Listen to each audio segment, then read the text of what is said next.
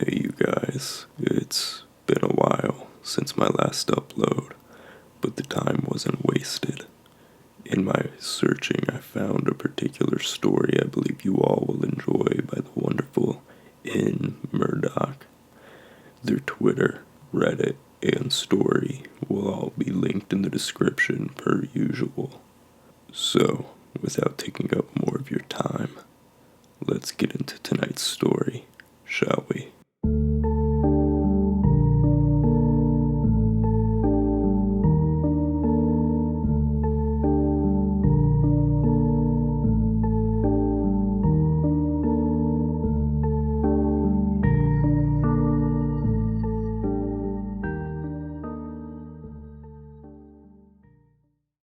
If you're ever traveling through the deserts of Nevada and find yourself lost off the beaten path, you may see a large building off in the distance.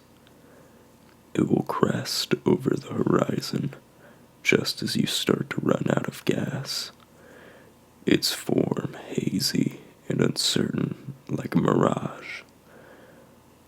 Your eyes will adjust as you approach, and you'll begin to make out a lone fuel pump out front. Perfect, right? Almost like a godsend. So, you'll limp your way there, and you'll just barely manage to pull your car up to the pump before the last fumes of gasoline burn out, and your vehicle keels over. Congratulations. You've made it. Take a look around. See the large, bare cement building cooking in the sun. There's a sign over the door, small and unassuming. The letters will appear foreign to you for a moment, but rest assured your eyes will adjust, and after a moment the words will reveal themselves to you. Dr. Scratch's Museum of Pain. Abandon all hope, ye who enter here. You'll laugh it off. Of course you would. How corny is that, right? It has to be some kind of tourist attraction.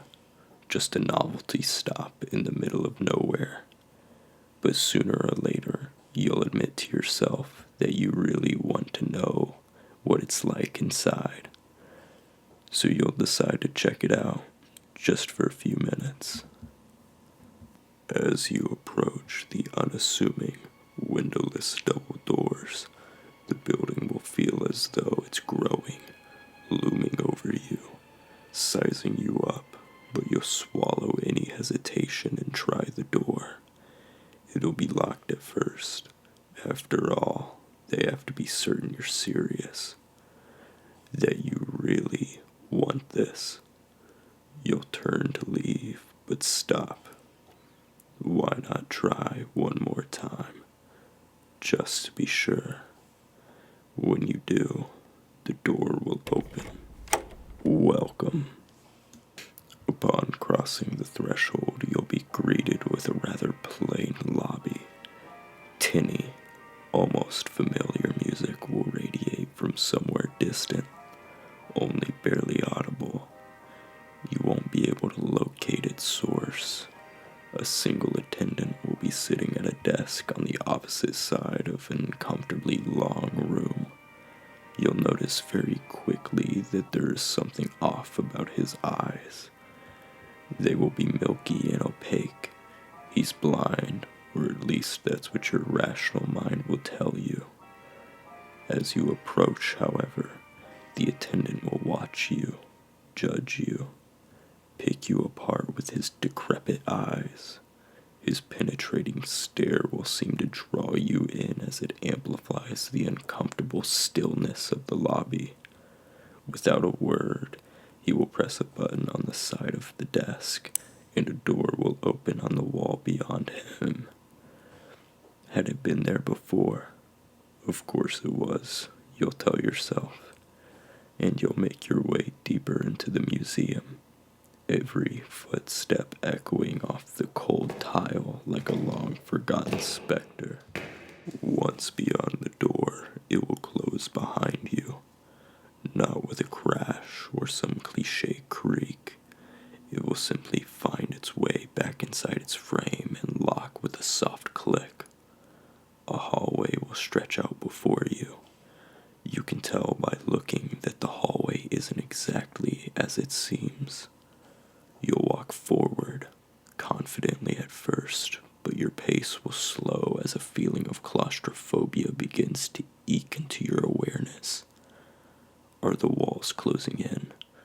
Is the ceiling getting lower? As you press on, you'll have your answer. The further you push into the hallway, you'll find you are no longer able to stand upright. You'll find yourself craning your neck slightly at first. Before long, though, the ever-shrinking space will have you crawling on your hands and knees, joints growing stiff, but you'll press on. At this point, you may wish to turn back. Unfortunately, even if you are able to shift your body, the door would remain locked. Had you paid closer attention, you might have seen the small notice posted on the wall. The only way out is through. Best to keep going, though. After all, you haven't even begun to see what's in store here. The hallway will ultimately reduce you to crawling on your stomach in order to progress. Not unlike a serpent, you'll begin to have thoughts, desperate, pleading thoughts. It can't go on forever, can it? You'll feel hopeless, then frustrated. Soon, your body will grow warm with defiance. You'll push yourself harder and harder, determined to reach the end. It won't be until you finally accept the truth. There is nothing but this endless, cramped space, continuing on into eternity, that you'll reach the end of the hallway. Your body will spill out onto an open floor space, and the relief spreading through your limbs will make you want to cry. You'll want to take some time here, gather your thoughts and steel your resolve. When you're ready, feel free to take in your surroundings. You'll likely be surprised to find that you are not alone.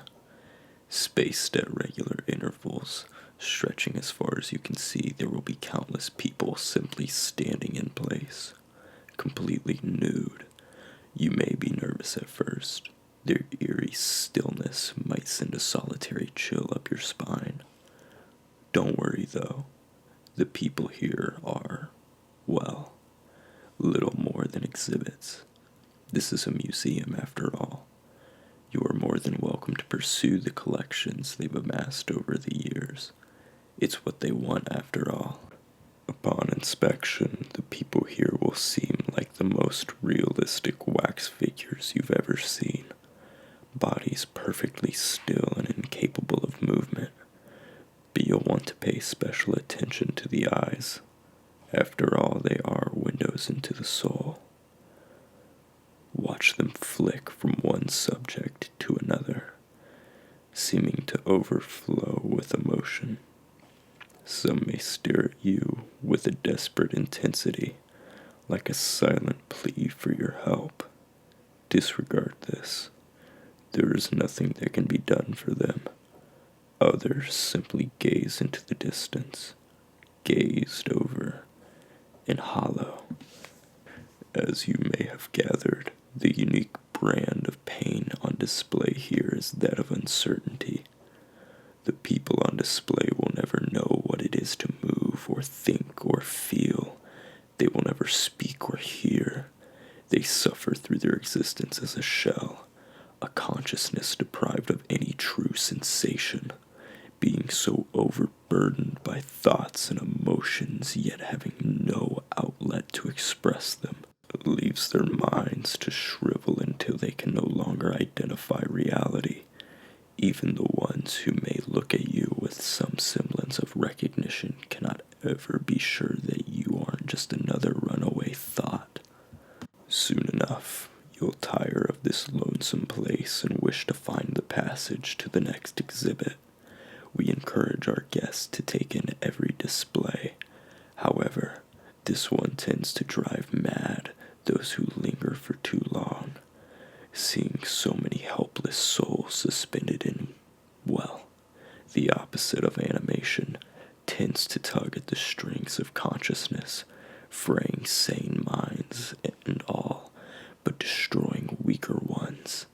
And once the madness sets in, it won't be long before you find yourself floating among the crowd, trapped inside your own body. Assuming you aren't reduced to a drooling lobotomite, you'll find the door not far from where you spilled into this room. Do be careful when you open the door. To say the room beyond is drafty would be a gross understatement. As soon as you push the door open, a violent wind will rip it from your grip and slam it forcefully into the wall. I'd suggest you cover your ears and face as best as you can for this portion of the museum, as the endless, churning winds will leave you chafed and rather uncomfortable for the remainder of the tour. Whereas the previous exhibit was still and sterile, this section is a bit on the messy side. I'd still encourage you to look around and take in the sights, just mind where you step. They stopped trying to clean up various fluids and juices eons ago. This exhibit is definitely one of, if not the most densely populated in our entire museum.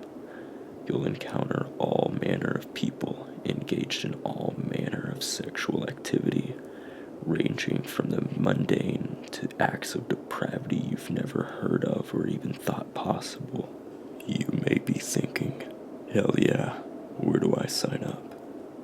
If so, you'll fit right in here. This sticky little expanse is home to the pains of sexual proclivity, where lechery and debauchery reign supreme. These lovely individuals spent their time thinking with the wrong head, so to speak, and so they're forced to indulge themselves endlessly until their twisting, writhing bodies are rubbed raw and bleeding, until pricks are ground into bloody stumps and orifices give out and cave in. Even though it doesn't stop, pockets of pus grow and burst, leaking into the open sores, all while the raging gales whip and sting the skin, chafing away any exposed flesh and tossing anyone unlucky enough to lose their footing like a rag doll. Really, it is quite a test to take in this stretch of the museum. Unless this kind of filth and promiscuity are your thing, you'll want to proceed to the next exhibit in a timely manner. Try not to slip on your way out. The stains will not come out. Before you even open the door, the smell will assault you. And trust me, if you struggled with the pungence of dried blood and old semen, you're likely to vomit when you open the door. Fair warning, pressing on, you'll tread into another world of overindulgence. Though, this time, you'll be trading copious sex for a voracious appetite. Oh shit, I almost forgot. Before you open that door, you're going to want to tuck your pants into your socks, or find some way to seal up your pant leg.